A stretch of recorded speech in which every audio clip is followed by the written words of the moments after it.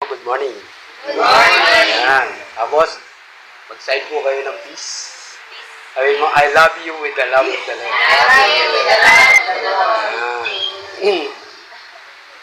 Alam naman natin ang kaaway ay laging nandiyan para hadlangan ang panalagawa ng Panginoon. Pero, si Lord, bibigyan tayo ng wisdom, strategy, at system para magpatuloy po tayo sa ating Panginoon. Amen. Kaya ngayon pong umaga pong ito ay napakabuti po ng Diyos. God is good all the time. Amen. Naramdaman ko po, lalo nung hindi naman tayo masasanay na wala. Ngayon lang. Mas matindi po yung ating worship po kanina. Talagang dinig hanggang langit. Amen.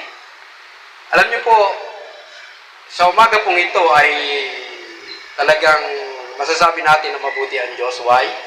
Sa kabila ng lahat ng ating mga pinagdadaanan sa buhay, nandito pa rin po tayo. Amen.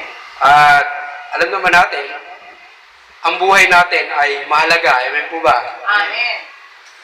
Tanungin niyo nga po katabi niyo, mahalaga ba buhay mo? Alam niyo po, maraming bumabaliwala ng kanilang buhay. Kaya nakakapanghinayang. Yung iba, agaw buhay na sa ospital, ginagawa ng paraan para humaba ang buhay. Pero yung iba, sinisira ang kanilang buhay sa bisyo. At yung iba, nakakalungkot, nagpapakamatay pa. Pero kung mahalaga, magiging tapat ka sa buhay na kaloob ng ating Panginoon. Amen po ba? Ito ay ingatan at pahalagahan. Lalo tigit, ang maraming pinapahalagahan ngayon ng tao ay kayamanan. Tanungin niyo ako katabi niyo, mahal ka ba kayamanan? Gusto mo ba yumaman? Di ba sabi, kahit hindi ako yumaman, basta may malusog, may buhay. Pero, ika nga, sa taong tama ang kaisipan, malusog ka na, may pera ka pa. Tama mo ba? Pero ang iba ay binabaliwala po talaga ang kayamanan. Lustay dito, lustay doon ang ginagawa. Pero pagka tayo po ay nasa Panginoon, lahat ng mahalaga, magiging tapat ka. Tama po ba? Amen. Kaya nga may mga posisyon din na inilagay po sa atin bilang magulang. Mahalaga po kaya ang pagiging magulang? Amen. Alam niyo po, ang pagiging magulang ay hindi biro. Kung mahalaga ito bilang isang tatay, isang nanay, ay magiging tapat ka sa iyong pamilya. Pero nakakalungkot isipin na nasa kanila na yung pagkakataon bilang pahalagahan ng pagiging nanay, pagiging tatay. Pero yung iba ay naliligaw pa ng landas at hindi napapahalagahan nito. Mahalaga din ang mga anak, pero hindi napapahalagahan ng maraming magulang. Bakit? Ang mga bagay na ito, maging ang posisyon, ay pinapahalagahan ng maraming tao. Pero yung iba, binabaliwala. Nakaposisyon na bilang isang barangay captain, isang mayor, isang governor. Pero nakakagawa pa rin sila ng mga ikadadahilan o ikasasanhi na sila ay mawala sa posisyon. Hindi sila nagiging tapat. Dahil ang pinag-uusapan po natin na title ngayong araw po na to, kung mahalaga, sulat niyo po, kung mahalaga, dapat tapat ka. Yun po ang maganda. Lahat po ng bagay na mapapasa atin po ay dapat pahalagahan po natin. Una, ay yung buhay pong kaloob sa atin ng ating Panginoon. Tama po ba? Amen. Ikalawa, kung may pamilya po tayo, pahalagahan po natin ito. Maging tapat po tayo sa atin. Lalo na yung may asawa. Maging tapat po tayo sa ipinagkaloob sa atin ng ating Panginoon. Amen po ba sa mga may asawa na po dyan? At lahat ng ipagkakatiwala po sa atin ng Panginoon, kung ito ay mahalaga para sa atin, ang susi lang, maging tapat po tayo. Dahil sabi sa salita ng Diyos, ang maging tapat sa maliit na bagay ay mapagkakatiwalaan sa malaking bagay. Ngunit, ang hindi mapagkatiwalaan sa maliit na bagay, ang lahat ng bagay na nasa Kanya ay kukunin pa at mawawala. Kaya sa umaga pong ito, kung ano man po ang ating mga tinatangkilik, ano man ang ating pinapahalagahan, ang susi lang po yung salitang maging tapat ka. Maging tapat po tayo. Why? Sabi po sa salita ng Panginoon sa Joshua chapter 24 verse 14 to 16, dito po tayo tuturuan ng Panginoon at pag-aaralin niya para tayo ay hindi madaya ng kaaway ng Satanas. Gusto niyo po ba noon? Sabi po dito sa verse 14, kaya naman ngayon, sambahin ninyo si Yahweh at paglingkuran ninyo siya ng tapat. Kalimutan na ninyo ang mga Diyos-Diyosang dating sinasamba ng inyong mga ninuno sa Mesopotamia at sa Ehipto. Si Yahweh lamang ang inyong paglingkuran. At kung ayaw ninyong maglingkod kay Yahweh, sabihin ninyo kung kanino kayo maglilingkod. Sa Diyos-Diyosan, sinamba ng inyong mga ninuno sa Mesopotamia at sa Diyos-Diyosan ng mga Amoreo na sinasamba dito sa lupaing inyong tinatahanan. Ngunit ako at ang aking angkan ay kay Yahweh lamang maglilingkod. Ito po yung pahayag ni Joshua. Sabi niya doon, ngunit ako at ang aking angkan ay kay Yahweh lamang maglilingkod. Verse 16, sumagot ang bayan, wala kaming balak na talikuran si Yahweh at maglingkod sa mga Diyos-Diyosan. Tayo po sa manggaling bukod, tayo po manalangin. O dakilang Diyos ang manaming nasa langit. Nakatungay ka dyan sa kalangitan. Alam mo, Panginoon, ang laman ng aming puso at isipan. Alam mo, Panginoon, kung kami ay magiging mabuting katiwala sa lahat ng aspeto ng aming buhay. Sa aming pinansyal, kung ito'y mahalaga sa amin, alam mo, Panginoon, kung ito'y aming pagyayamanin at pahalagahan ka. Magiging tapat po kami sa larangan ng pinansyal at material na bagay. At ganoon din ang aming pisikal, Panginoon, na mayroong buhay na kaloob ka, Panginoon. Mula sa alabok, hiningahan mo po ito at nagkaroon ng buhay. Nawa, tulungan niyo po kami, mapahalagahan po namin ang aming pisikal na katawan. Ganon din ang aming emosyonal, na kung saan dumaranas kami ng mga pagsubok, trials o anumang temptation, matuto po kami mag-react ng tama at positibo para sa iyong kaluluwa. At ganon din ang aming mental, Panginoon, pagyamanin niyo po ang aming isipan. Hindi negatibo, kundi positibo ang kaisipan. Lalo tigit ang aming spiritual na buhay. Nawa, itong aming relasyon sa iyo ay makita mo ang aming katapatan. Dahil ito ay posibleng nakawin, agawin, ang kaaway at wasakin, Panginoon. Nawa, O Diyos, patuloy na ang lahat ng aspeto ng aming buhay. Ang dulo nito ay maging tapat po kami sa iyo, Panginoon. Muli, O Diyos, salamat sa iyong tunanak ng Panginoon sa Kristo na siyang nagmodelo, prototype ng aming magandang buhay. Isang buhay na ganap at kasusunod. Salamat din po sa banal na Espiritu Santo na tumutulong po sa amin para maging tapat po kami sa iyo. Muli, O Diyos, hindi po namin pinagkakatiwala. Kung ba nalagawain ito? Ano man ang tangka at gawa ng kaaway ng Satanas, wala siyang karapatan. Binawasak namin ito sa pangalan ng Kristo. Yes. At itinatabi namin siya sa ilalim ng dagat, sa ilalim ng lupa. At kahit kailan nun, hindi na makakapamusala sa iyong mga anak niya. I-bless niyo po ang mga anak niyo, babae at lalaki sa lugar niyo. Mag-aabal lingkod na ito, Panginoon, ay gamitin niyo lamang. Maging daluyan ang iyong makapangyarihang salita upang yung lahat ng anak na ito ay iyong mapagpala. Salamat po. In Jesus' name. Amen. Alpakan po natin ang Diyos ng buhay. Karapat-dapat po siya. Dahil ito pong ating pag-aaralan ay nais ng Diyos kung mahalaga po sa atin ay maging tapat po tayo. Mahalaga po ba ang ating pagiging sa leader? Amen. Mahalaga po ba ang ating cell group? Amen. Mahalaga po ba ang Sunday Cell Celebration? Amen.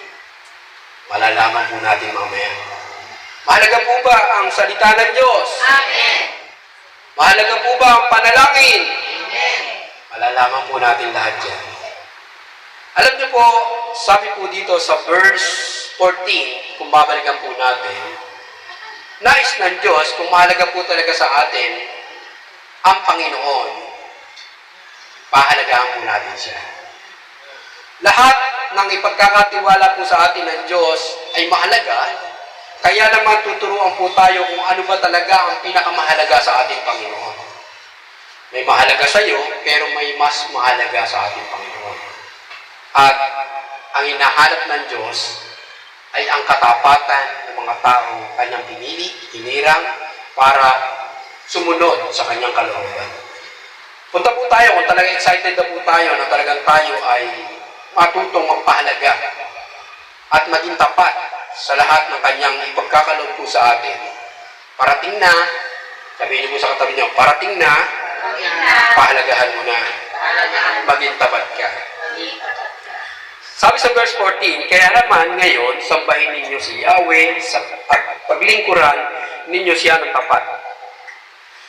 Kalimutan na ninyo ang mga Diyos-Diyosang dating sinasamba ninyo ng inyong mga ninuno sa Mesopotamia at sa Ehipto, si Yahweh lamang ang inyong paglingkuran. Alam niyo po mga kapatid, para matuto po tayo magpahalaga at maging tapat sa lahat ng aspekto ng ating buhay, ito man ay pamilya, trabaho, o kung ano pa man, negosyo man, at anumang bagay ay pagkatiwala po sa atin ng Panginoon. Tuturuan po tayo ngayon. Sabi po doon sa una, kung mahalaga, dapat tapat ka, una, sumamba. Ganun lang po kasimple, sumamba. Napakaigsi ng mensahe ng ating Panginoon. Ang tanong,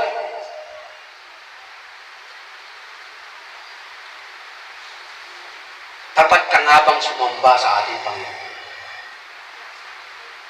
Maraming tao nagkakamali sa pagsamba. Palagay na sa Diyos na makapangyarihan siya sumamba, hindi niya namamalayan, baka kay Satanas niya sumasamba. Ang ayaw ng Diyos na binanggit po dito sa talata po ito, iba ka sa mga Diyos-Diyosan na sumasamba ang isang tao. Ano ang nais ng Diyos? Ang nais ng ating Panginoon, sambahin siya sa Espiritu at katotohanan. Alam niyo po kanina, habang tayo nag-aawitan sa ating Panginoon, dapat hindi lamang pisikal ang sumasamba, kundi pati ang kaluluwa at maging ang espiritu natin po ay sumasamba sa ating Panginoon. Dahil ang Diyos ay espiritu, nagpapakilala po siya, sabi niya, sambahin po natin siya sa espiritu at katotohanan. Alam niyo po,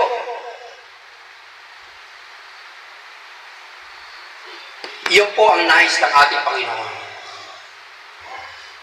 Kaya lang, sabi nga ng isang preacher, ang Panginoon, hindi natin siya masasamba sa pagsigaw lang ng malakas ng hallelujah lang.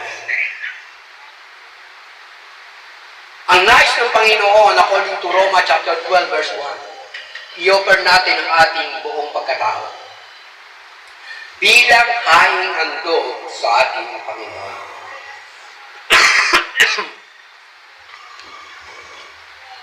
Gustong hadlangan at kaaway. Kaya lang, nais ng Panginoon, matinig po natin ito. Nais ba nating maraming sumamba sa lugar na ito, sa ating Panginoon? Amen. Sabihin niyo po sa katabi niyo, gagamitin kanino. Alam niyo po, ahad lang ang kaaway. Kahit na tayo mag-evangelism sa buong sukol, tagla, o kung saan pa man, pero ang kaaway nandiyan para humadlang. Ayaw na ayaw ni Satanas na ang taong nilikha ng Diyos ay sumamba sa makapangyarihan, manlilikha. Ayaw na ayaw ni Satanas. Kaya nga gumawa siya ng maraming Diyos-Diyosan sa buhay ng tao para ma-defocus ang pagsamba ng tao sa tunay na Diyos na pupunta sa Diyos-Diyosan. Alam niyo po,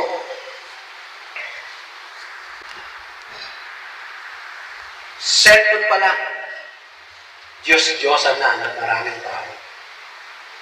Paano siya makakasamba sa tunay na Diyos kung sa cellphone pa lang hindi niya na maiwan? Lagi nang nakadikit sa kanyang kamay at nakatutok sa kanyang mata. Hindi na mabasa ang salita ng Diyos. Hindi na mapahalagahan ang panalangin. At makikita natin, di-focus na po siya. Si Satan, ganyan po ang ginagawa. At tuwan-tuwa si Satanas habang inuubos mo ang iyong oras sa inilalagay sa iyong buhay na hindi mo alam, akala mo nag-i-enjoy ka, pero hindi, dinidestroy ka na ng kaaway. At marami pang iba. Cellphone pa lang po yan.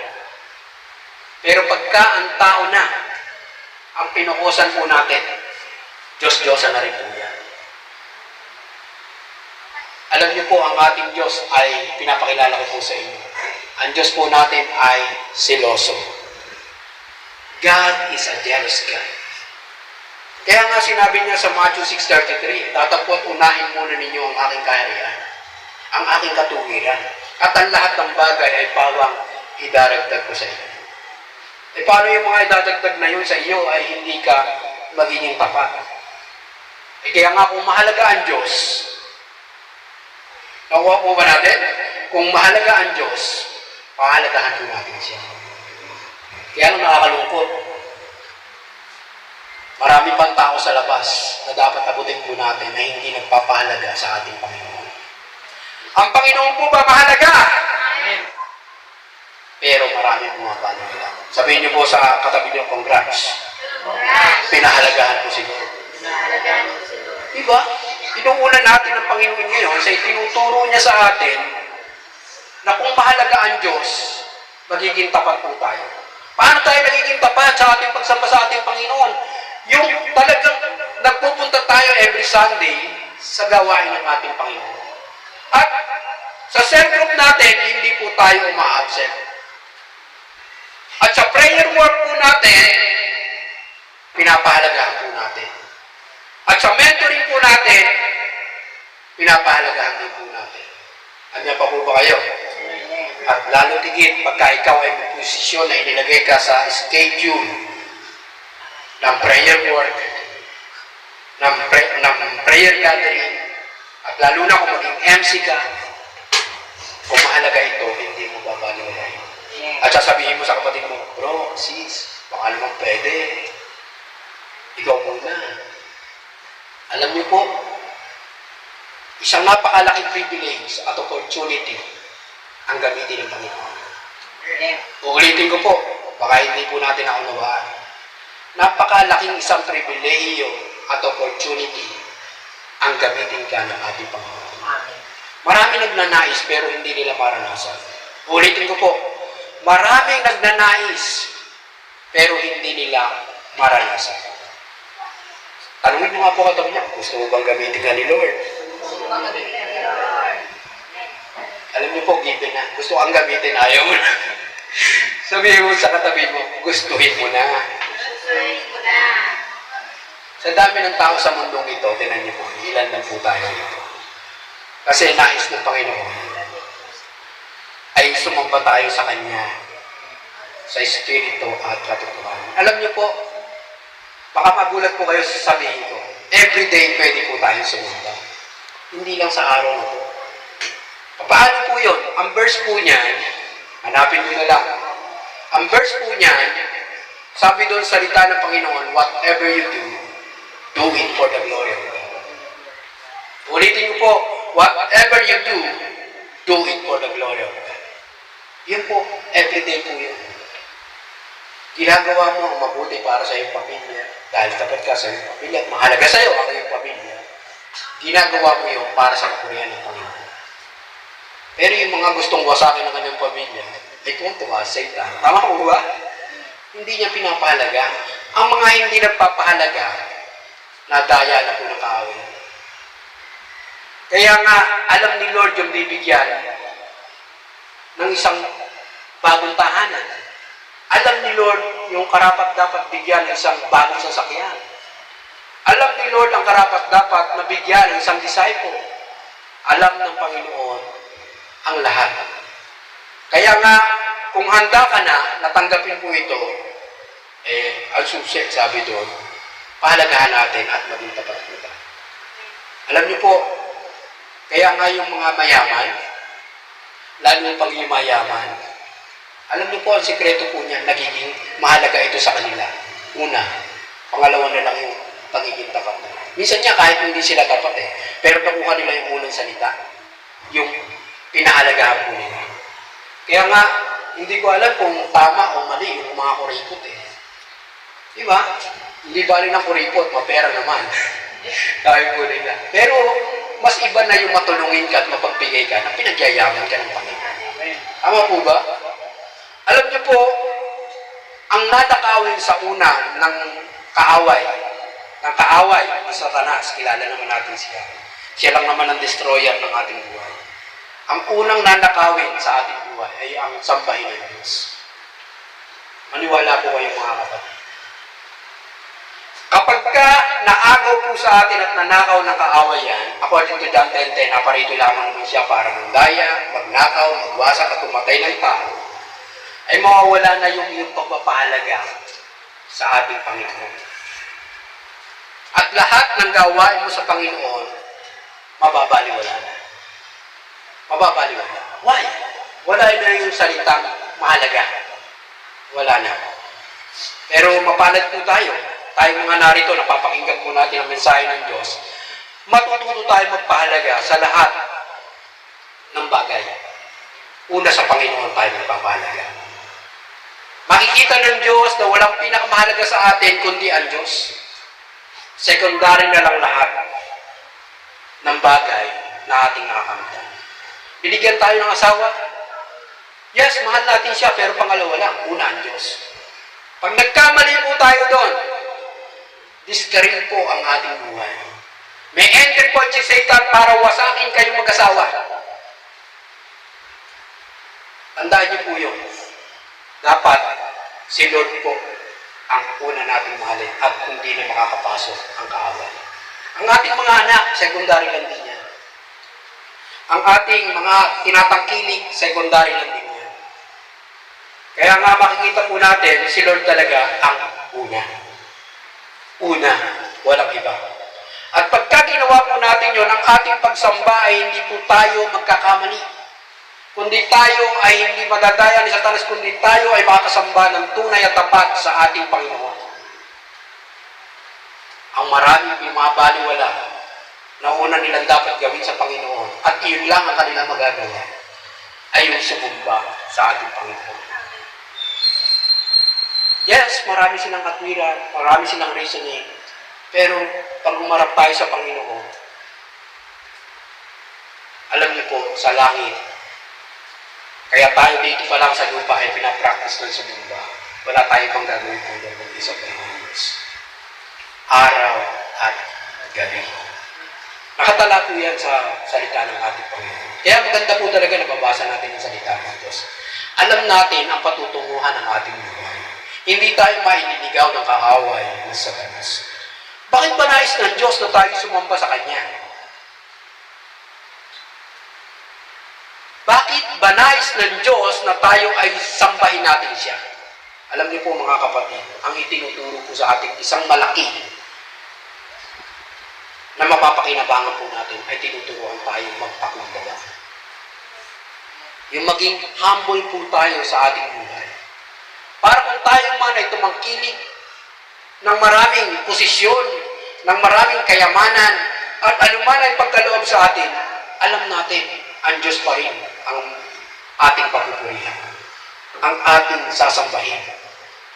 Kaya nga, mga kapatid, tayo po mismo ang nakakita na kung gaano kahalaga ang araw ng pagsamba. Amen po ba? Kaya nga nang naliligaw na ang bayang Israel na pinili ng Diyos, nagbigay siya ng kautusan. Italaga nyo ang araw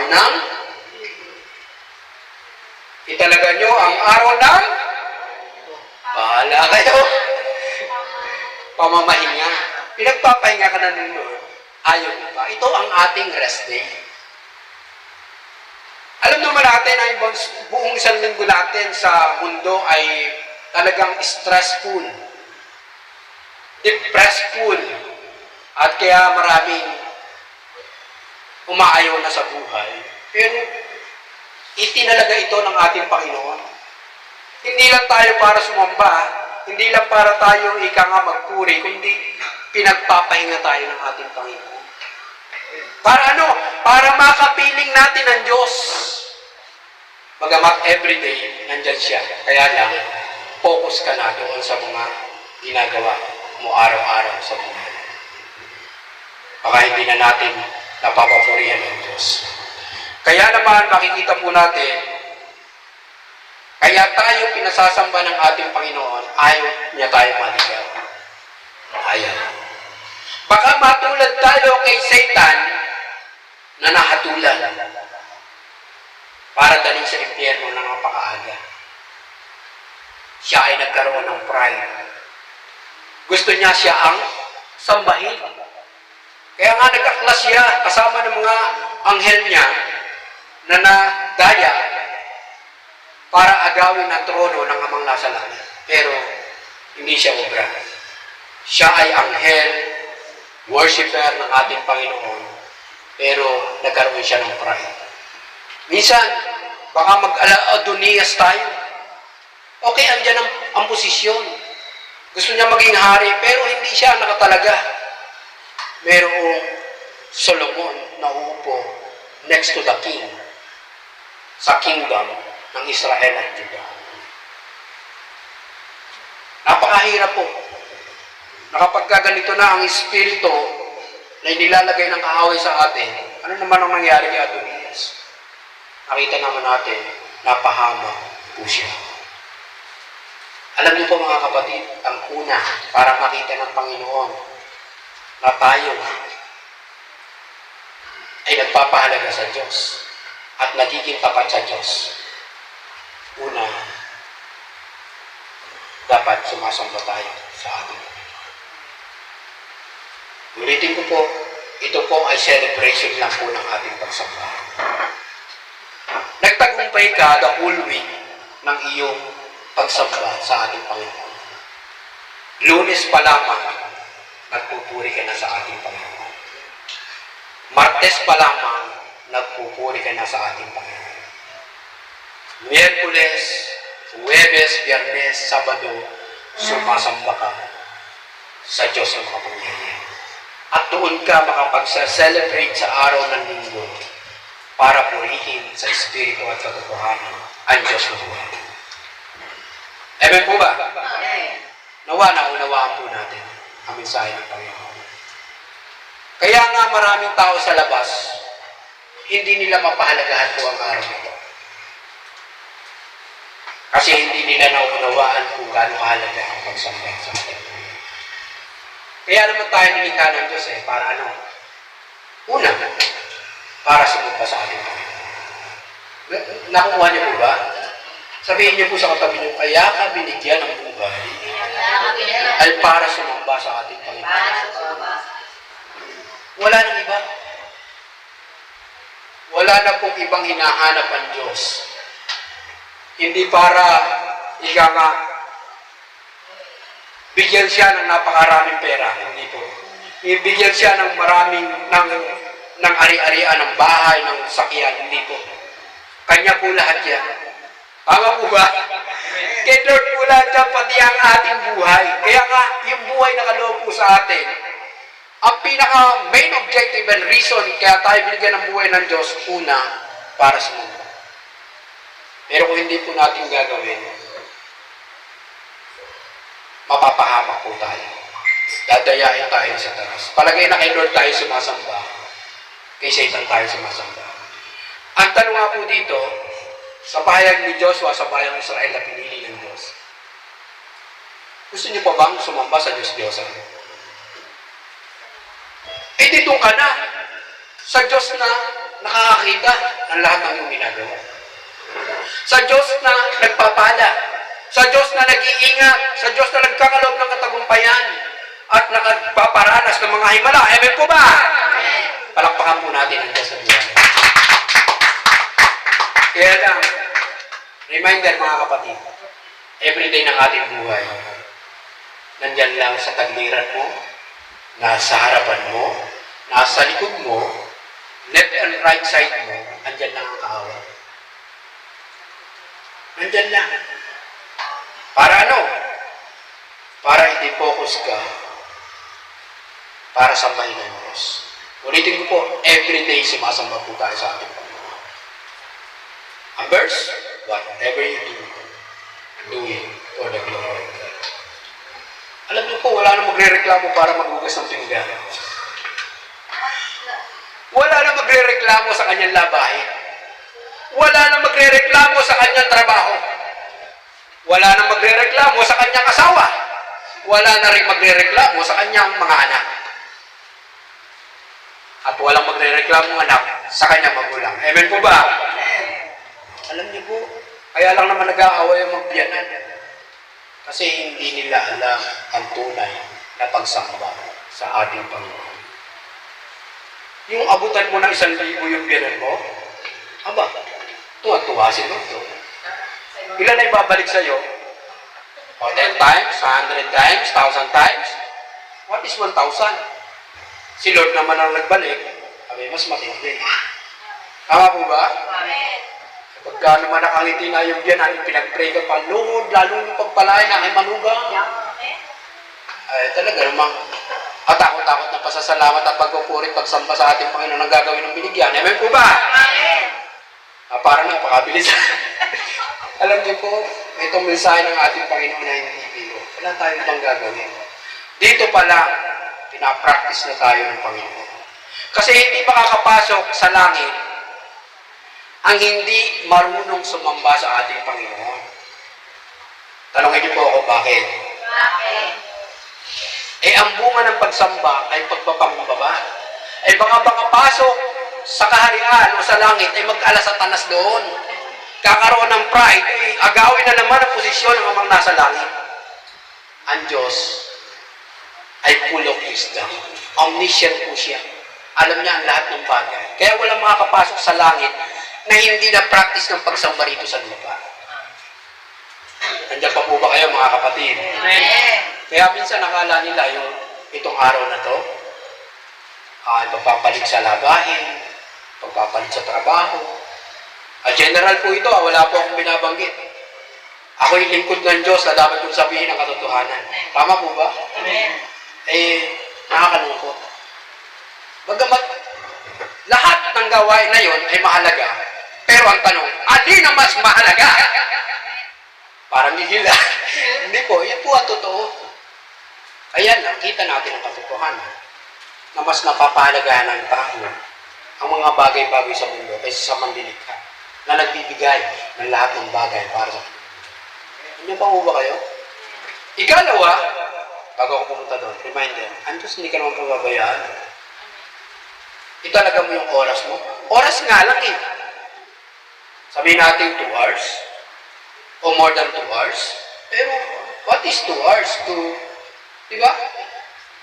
24/7. Higa nga, dun sa 7-Eleven at sa Lalamove. Pero, ang Diyos, pag ibinigay mo ang iyong time, pag ibinigay mo ang iyong talent, ang iyong treasure, si Lord naman ang magdadagdag mo. Kahit yung buhay na kaloob, ay siya po ang magbibigay. Alam niyo po, huwag po tayong madaya ng kaaway. Kaya nga, yung mga nandito palagi, hindi na kayang dayain ni Satan niya. Hindi na. Alam niyo po, ang nais lang ng kaaway, huwag nating sambahin ang aming Panginoon. Ulitin ko po, ang nais lang ng kaaway, dahil siya, hindi na talagang ang gagawin na lang niya, mandaya yan. Maraming tao ngayon, sa oras na ito, na dapat italaga nila sa Panginoon, hindi nila magawa. Why? Nakatalikala sila, nakagapo sila, nakabilanggo sila, o nakakulong sila sa pandaraya ng kaaway. Paano sila makakasamba sa ating Panginoon? Kaya nga, lahat na makakasamba sa Panginoon, ito yung mga tunay na mga mapagpakumbaba. Amen. Hindi mapagmataas, kundi mapagpakumbaba. Alam naman natin na ang mga pinili ng Diyos, katulad ni David, talagang alam niyo, may pusong mababa si King David para sa bansa. Kahit na siya ay nagkasala, alam ng Diyos magpapakumbaba itong tao. Kaya nga iniangat ang kanyang buhay. Ganon din si Joseph, nakita ng Diyos na kahit ano ang kanyang pagdaanan sa buhay, wala siyang hinangad kundi purihin ng Diyos. Alam niyo po, pagkaganito po ang ating buhay. Ang lahat na nagpapakumbaba, itataas ng ating buhay. Ulitin ko po mga kapatid, wala na batago, wala na lilihim sa Panginoon kung ikaw ay mapagpakumbaba o mapagmataas. Pwede natin sabihin sa ating kapwa, mapagpakumbaba ako. Pero pag talikod ng iyong pinagsabihan, ay ando na pagmamataas natin. Hindi po. Alam ng Diyos. Kaya sa mga tao mapagpakumbaba, alam ng Diyos na siya ay mapagkakatiwalaan. Why? Matututo siya magpahalaga at maging tapat sa ipagkakatiwala ng ating Panginoon. Nandiyan pa po ba kayo? Amen. Ikalawa, na pwede nating ibigay sa ating Panginoon na siya naman ang unang nagkaloob, at mapapahalagahan po natin at magiging tapat po tayo. Ikalawa, sabi sa verse 15, at kung ayaw ninyong maglingkod kay Yahweh, sabihin ninyo kung kanino kayo maglilingkod. Sa Diyos-Diyos ang sinamba ng inyong mga ninuno sa Mesopotamia at sa Diyos-Diyosan ng mga Amoreo na sinamba ninyo sa lupaing inyong tinitirhan ngayon. Ngunit ako at ang aking angkan ay kay Yahweh lamang maglilingkod. Yun yung declaration ni Joshua. Sabi niya doon, ngunit ako at ang aking angkan, ang aking lahi, ay kay Yahweh lamang maglilingkod. Ikalawa, kung talaga mahalaga sa atin ang paglilingkod, maging tapat tayo sa ating paglilingkod. Ikalawa, maglingkod. Ganun lang po kadali. Yan po yung kaya nating gawin sa ating buhay. Na hinahanap naman ng ating Panginoon. Ang paglingkuran ng ating Diyos na buhay. Alam niyo po, maraming hinahanap ang ating Panginoon para siya ay paglingkuran. Ang nagagawa ng tao para paglingkuran ng Diyos ay napakalaking impact nito sa ating buhay. Alam niyo po, maraming itinutulong sa atin para tayo ay gumanap sa mga gawain ng ating Panginoon. Inuulit ko po, ang paglilingkod ay hindi lamang din po every Sunday, hindi lamang sa ating cellphone, kundi everyday din po ay tayo po ay makapaglingkod sa ating Panginoon. Kaya lang, bakit maraming tao ang pagkasinabing magiging leader ka, magiging servant ka ni Lord, magiging lingkod ka ni Lord, ay parang ayaw. Di po ba? Parang inaayawan nila ang paglilingkod sa ating Panginoon. At minsan, makikita natin sa paglilingkod ng tao ay kung ano ang pahalagahan. Bible o church?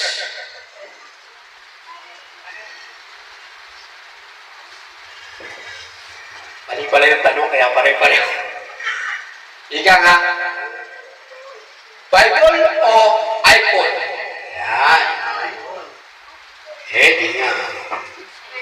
Napanood ko sa iPhone ng kunti. Trabaho o church? Di nga.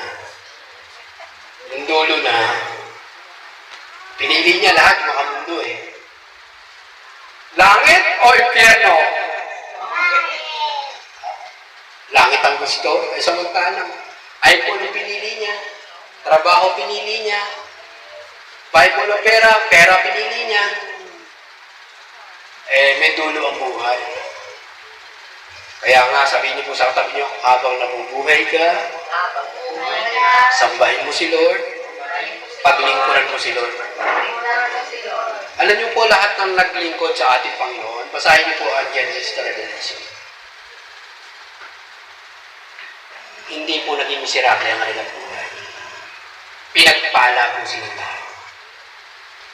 Yung lahat ng anak ng Diyos na sumamba ng tunay at tapat at naglingkod sa ating Panginoon. Hindi naging miserable ang kanilang buhay, kundi sila ay lalong pinagpala ng ating Panginoon. Tingnan po natin ang buhay ni Abraham. Siya yung naging father of faith ng buong bansa. Siya yung ama ng pananampalataya. Bakit? Sumunod po siya at naglingkod sa ating Panginoon. Sumunod sa ating Panginoon. Kaya makikita natin, pagka tayo po ay alam ng Diyos na maglilingkod sa Kanya, bakit ba kailangan maglingkod? Yan ang tanong eh. Sabi kasi ni Jesus Christ sa Kanyang salita, hindi ako naparito para paglingkuran, kundi ako ay naparito para maglingkod. Imagine, ang ating Panginoon Kristo na ang nagsalita ng mga bagay na yun. Pero ano ang tao? Ang gusto ng tao siya pinaglilingkuran. Tama o tama? Tama. Pero parang tama. Pero mali. Hindi mo ba? Sabi nga nung inutusan, ito naman si nanay, ang lapit-lapit lang naman eh. Yung utos pa eh. Alam niyo po, napakabuti ng ating Panginoon. Kasi nga po, bakit kailangan natin maglingkod? Ano itinuturo sa atin ng Panginoon? Kasi wala namang ibang nais ng Diyos sa buhay natin, kaya niya tayo binigyan ng buhay, kundi para sambahin siya at paglingkuran siya. Eh, Diyos na siya, bakit ba natin paglingkuran? Kasi nga dito nakikita ng Diyos ang pagiging, sulat niyo po, masunurin. Kasi alam ng Panginoon, kapag ka hindi ka natutong maglingkod sa ating Panginoon, diyan lalabas yung pangit na karakter o pag-uugali ng isang tao. Ano sinasabi ng magulang sa kanyang mga anak? Ang tatamad nyo naman eh. Di ba? Kaya nga eh, may gumagawa ng reels niya, ng kinokontent nila yan. Eh wala na hugasan. Binalot na lang lahat ng kanyang gagamitin ng plastic. Yung plato, binalot ng plastic. Yung baso, binalot ng plastic. Yung kutsara, tinidor, binalot ng plastic. Eh di wala nang hugasan. Yung plastic ay tatapon na lang sa basurahan. Pollution nga lang ang nangyayari sa mundo. Alam niyo po, kaya tayo tinuturuan ng Diyos na maglingkod sa Kanya para kung tayo maglilingkod sa ating kapwa, madali na po para sa atin. Hindi na po tayo magre-reklamo. Tama po ba? Hindi na po tayo manunumbat. Hindi na tayo magiging tamad. Kaya nga ang mga anak ng Diyos, lahat masipag. Sabihin niyo po sa katabi niyo, masipag ka. Masipag ka. Di ba? Questionable ang anak ng Diyos. Pagka sinabing anak ng Diyos, walang tamad. Ako, pag sinabi ako ng tamad, masakit sa kalooban ko eh. Sabi ko, tamad ba ako? Parang hindi naman. Kasi talagang nagnanais tayo maging masipag. Tama po ba? Alam niyo po kaya tinuturuan tayo ng Panginoon maglingkod. Si Satan, tuwan-tuwa yan pagka nakahilata ka lang maghapon. Si Satan, tuwan-tuwa yan pag nakikipag-chismisan ka lang maghapon. Si Satan, tuwan-tuwa yan pag tulog ka maghapon. Maniwala po kayo sa akin. Kaya sabihin niyo po sa katabi niyo, isip-isip din. Alam niyo po, napakabuti ng ating Panginoon. Walang magiging idle time sa ating buhay. Wala. Lahat ng oras mo, pahahalagahan mo. At magiging tapat ka sa ating Panginoon. Kaya Kaya wala tayong i-reason Lord, di ako nakapag-Bible reading, wala akong journal. Hindi po totoo yun. Mahalaga o mahalaga? Mahalaga. Ay, totoo po, mahalaga. Kasi sabi sa Joshua ni Book of Joshua, ating pinag-aaralan, basahin mo aklat na yaw, pinadiliin, araw at gabi. Para ano? Para guminhawa ka at magtagumpay sa buhay. Eh kaya lang, mahalaga, binabaliwala. Hindi tayo nagiging tapat sa ating Panginoon. Sabi ko po sa inyo kaya pinuunahan ko na po kayo kanina, malalaman natin kung talaga tayo ay magpapahalaga at tapat sa ating Panginoon. Alam niyo po, ang paglilingkod ay ninanais ng ating Panginoon. Sino ba ang papasok sa langit? Yung naglingkod o hindi? Eh, I think, maliwanag na mabasa ko ang itinuro ng ating Panginoon. Itong dalawa na ito na nauna, yung sumamba ng tunay at tapat sa Panginoon, may chance na pumasok sa langit. Amen. Hindi pa 100% po yun may chance na pumasok sa langit. At kapag ka naglingkod siya, maaring 50-50 na ang kanyang chance na pumasok sa kaharian ng Diyos. Kasi why? Kasi itong dalawa na to, 50% pa lang po. Ulitin ko po. Talaga, Brother Benji, sumasamba na ako kay Lord. Every Sunday wala ako absent. At naglilingkod na ako kay Lord, 50% pa lang. Maniwala po kayo mga kapatid. Andiyan pa si Satan. Gagayain ka pa para yung 50% na yun ay maging 0%. Andiyan pa po ba kayo? Amen. Kaya nga sabi ng ating Panginoong Kristo, doon sa mga atat na pumasok sa kaharian ng Diyos, may dalawang pila ng kambing at pila ng tupa. Yung mga pila ng kambing, ito yung mga lingkod ng Diyos.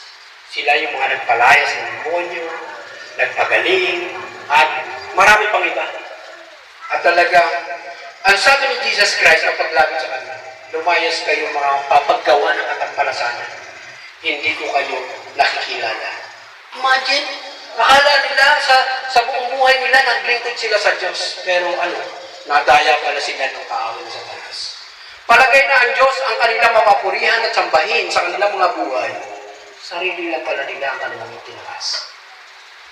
Ginagawa lang pala nila yun para sa kanilang sarili lang. Pero doon sa mga tupang parang walang alam. Walang malay. Na sila ay lumapit sa ating Panginoon na nangangamba na parang hindi sila papasok sa kaharian ng Diyos. Pero anong sabi ng ating Panginoon Kristo? Sabi sa kanila, welcome, my good and faithful servant. Napupulpay. Nagtaka sila. Talaga, Panginoon? Paano po? Sila mismo, walang kamalay-malay. Ganyan ang tupa Kakatayin na, parang walang alam. Ang sabi ng ating Panginoon Kristo sa kanila, nang ako ay hubad, ako'y inyong dinamdam. Nang ako'y nagutom, ako'y inyong pinakain. Nang ako'y nakabilanggo, ako'y inyong dinalan. Parang gusto natin dalawin si JR ngayon lahat Kasama po ba kayo? Lahat binanggit sa kanila ng ating Panginoon Kristo yung kanilang ginawa. Nakala nila hindi mabuti, hindi mahalaga, pero sa Panginoon mahalaga. Alam niyo po, sila ang winelcome ng ating Panginoon. Kaya nga kung tayo sasamba, sumamba na tayo sa katotohanan. At kung tayo maglilingkod, talaga maging masunurin na tayo sa ating Panginoon. Lahat ng sumusuway pupunta sa Diyos-Diyosan. Naulit ko po, lahat ng hindi sasamba at maglilingkod sa Panginoon, ang dulo ng kanilang buhay, Diyos-Diyosan. Dadayain sila ng kaaway. Punta po tayo sa pangulit, sa verse 16, na itinuturo po sa atin ng Panginoon. At walang hahanapin ng Panginoon kundi ang tatlo punto. Sabi po dito sa verse 16, sumagot ang bayan, wala kaming balak na talikuran si Yahweh at maglingkod sa mga Diyos-Diyosan. Nung nga, makapag-desisyon din po tayo ng tunay at tapat sa ganitong sitwasyon ng ating buhay. Na habang andito ang JCLM Sokol Outreach, ay nandito pa rin po tayo. Nakakalungkot man, maraming sasabahay, maraming papasok, pero sabi sa salita ng Panginoon, ang magtiis hanggang wakas ay siyang maliwanag na maliwanag po yun. Kaya makikita po natin ang pananampalatayang walang gawa ay patay. At ang pagka tayo po ay walang pananampalataya sa Panginoon, hindi natin siya mabibigis o mabibigyan ng pagsamba at paglilingkod. Ikatlo, sabi doon, magmahal. Tatlong puntos na kung saan yan ang hinahanap sa atin ng ating Panginoon. Magmahal. Alam niyo po, si David, siya ang nasa puso ng ating Panginoon. Kasi alam ng Diyos, si David kahit nagkamali, nagkasala, mahal ni David ang ating Panginoon. Mahal na mahal ni David ang ating Panginoon. Ipinurog niya yan ng pwede niya nang patayin si King Saul. Pero nakita ni Lord yung pagmamahal niya sa kanyang leader. Pero pagka tayo nag-isip ng kahit kaunting negatibo sa ating leader, diyan napapasok ang kaaway. Huwag nating pag-iisipan ng negatibo ang lingkod ng ating Panginoon. Kaya lang, kung nagkamali na tayo, humingi tayo ng forgiveness sa ating Panginoon. Kaya nga, makikita po natin, kung mahalaga sa atin ng Panginoon, hindi lang natin siya sasambahin. Hindi lang natin siya paglilingkuran. Kundi, tumitibok ang ating puso para sa Panginoon. Amen. Merong emosyon na inilagay ang Panginoon sa ating buhay, ang ating puso. Nakakadama ng pag-ibig na nagmumula sa Diyos, dumadaloy po ito sa atin. Kaya nga sabi ng ating Panginoon Kristo, ibigin mo ang Diyos at ibigin mo ang iyong kapwa, gaya ng iyong sarili. At idinugtong pa ng ating Panginoon Kristo, ibigin mo ang iyong kaaway. Paano mo mamamahal ang iyong kapwa kung hindi mo iniibig na una ang Diyos? Mahihirapan ka. Bakit nga ba kailangan natin magmahal? Kasi dito tayo nabubuhay. Tama mo ba? Ayon sa kanta, nabubuhay tayo dahil sa pag-ibig. Kaya naman, ang maidudulot nito at maibibigay po sa atin kapag kami minahal natin ang Diyos. Bago ako pumunta. Ano nga ang maidudulot sa atin pagka tayo sumamba sa ating Panginoon? Ano kayo? Pagkaroon ng Diyos na maging mapagkumbaba. Okay, mapagpakumbaba. Pangalawa, bakit tayo tinuturuan maglingkod natin Panginoon? Para?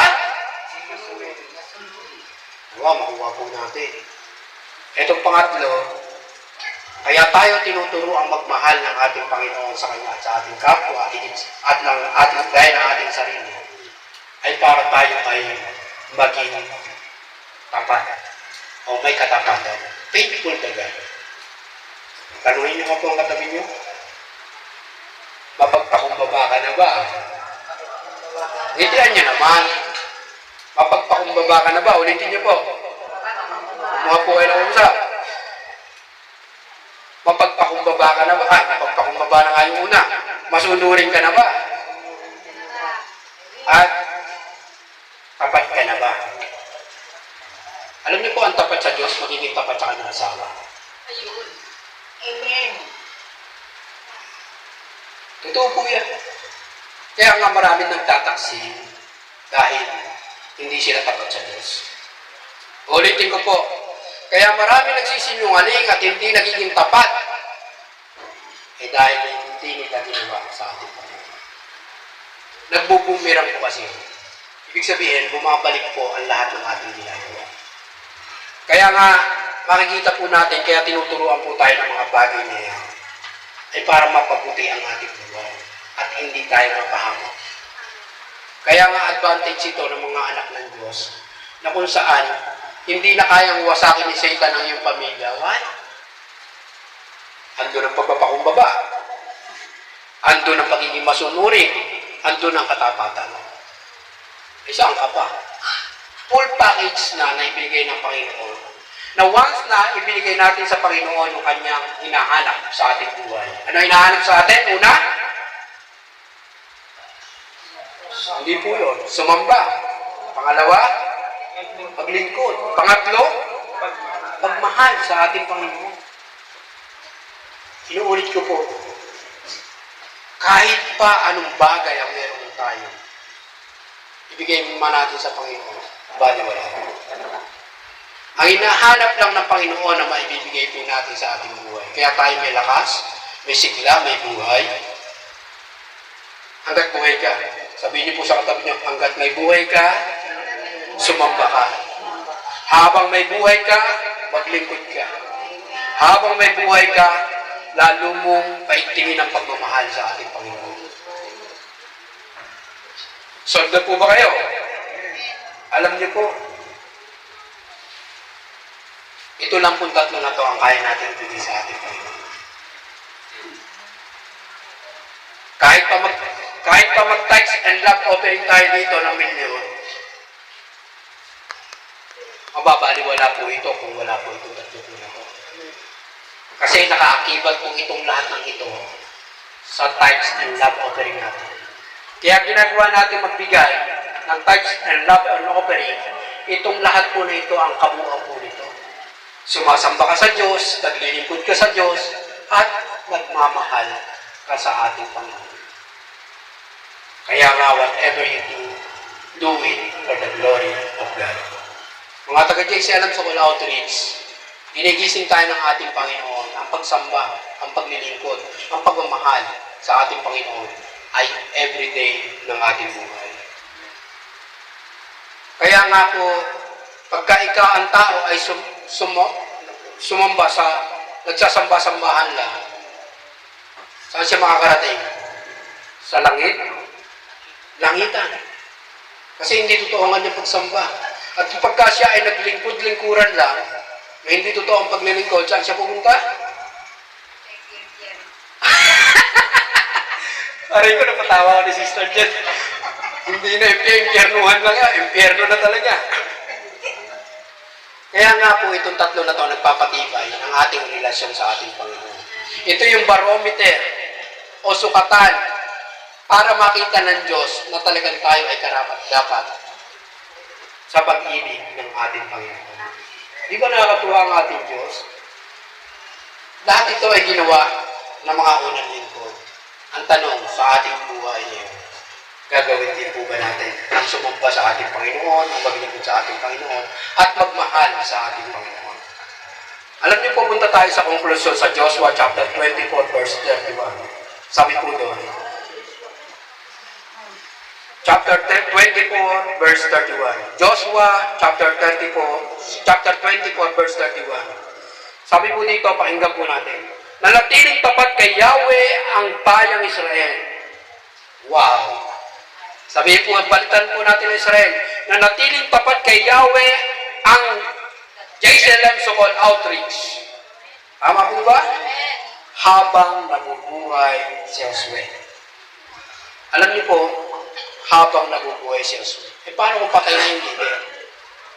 Sabi nga ni anak na Aljon, may next generation pa kayang sasamba, maglilingkod at magmamahal sa Diyos? Alam niyo po, nakakalungkot after ni Joshua. Nagpag-ewang-ewang na po ang buhay ng Israel na pinili ni Diyos. Buti na lang, nagre-raise up siya ng mga judges o ng mga hukom para i-rescue sila at ibalik sa ating Panginoon. Paano kung wala na?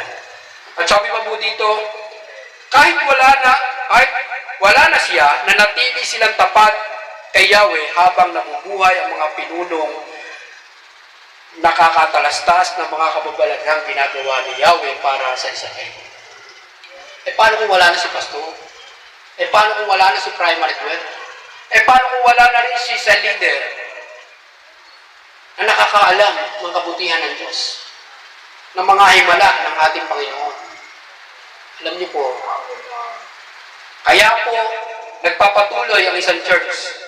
Kaya po nagpapatuloy ang cell group.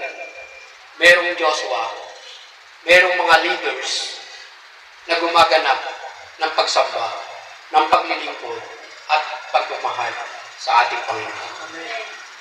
Alam niyo po, inuulit ko po mga kapatid, itong tatlo pong ito ang ating gawin. Hindi na po tayo madadaya ng kaaway. Dire-diretso na po yung ating pag-angat sa buhay. Na kung saan, dumaan man tayo sa ulos at bagyo ng ating buhay, lalampasan lang po natin. At dumaan man ang malalaking alon, tidal wave ng ating buhay, lalampasan lang po natin lahat. Why? Matatag kang tatayo para sambahin ng Diyos.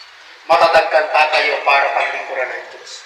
Matatag kang tatayo para mahalin ang ating Panginoon. Nanatiling tapat ang bayan sa kanya. Ang tanong ngayon ng ating Panginoon, anak, mananatili ka bang tapat sa akin? Tanungin niyo nga po katabi niyo.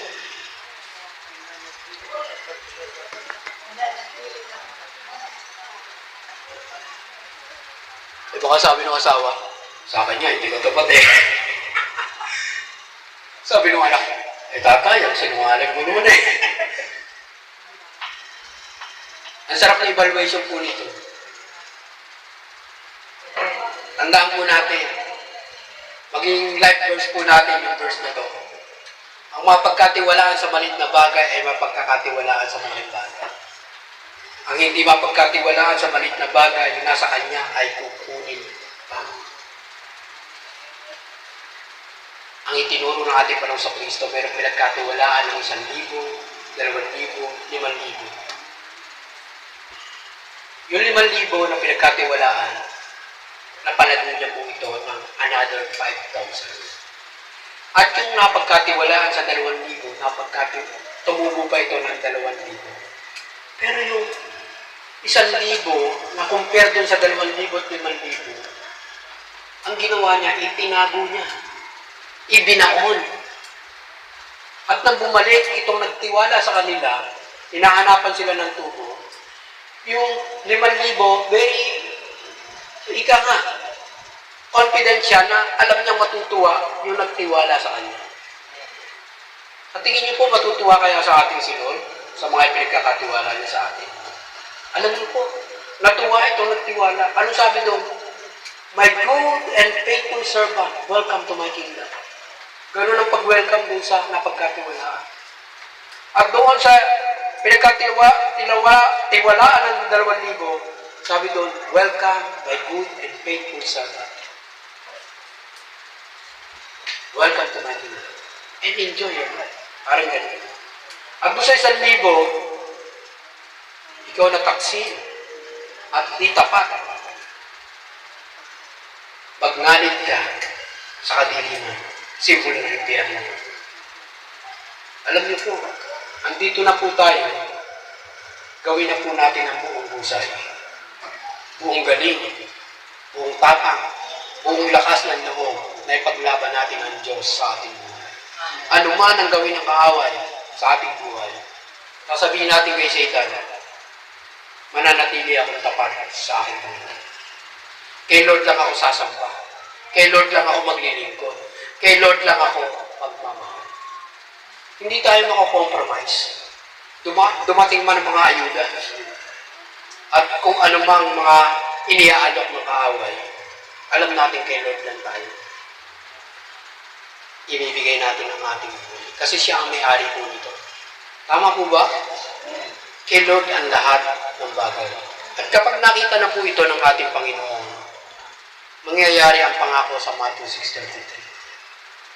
Nasabi ng ating Panginoon, total, inuna mo ako, ang aking kaharian at ako, at ang aking katuwiran, sinunod mo ako, sumamba ka, naglingkod ka, at minahal mo ako, ay bakit ko hindi ibibigay sa iyo? Katulad ni Solomon, hindi nagdalawang isip ang Diyos. Kaya nga ang habilin kay Solomon, ano? Kung ikaw ay magiging tapat at susundin mo ang aking mga tuntunin, mga kautusan, ang susunod mong lahi ay hindi mawawala ng upo dyan sa trono. Tama po ba? Kaya makita po natin ang ating pastor. May nakaplangketa na. Andiyan na si Pastor Jeff. Nakita niyo po ba yun? Amen. Kaya nga pinagdidiinan ni anak Aljon Kangina, mahalaga ang makikinabang po nito. Kung may edad na po tayo, ay yung ating next generation. Kaya lang, kung yung ating next generation ay wala po dito sa Panginoon, ay sino? Sabihin niyo po, manginayang ka. Diba? Alam niyo po, nangungusap po sa ating Panginoon. May asawa po tayo, may mga anak po tayo. Ako, confident po ako, aking tatlong anak na iniwan doon ngayon na. Nandun yan sa main church, sumasamba po sila.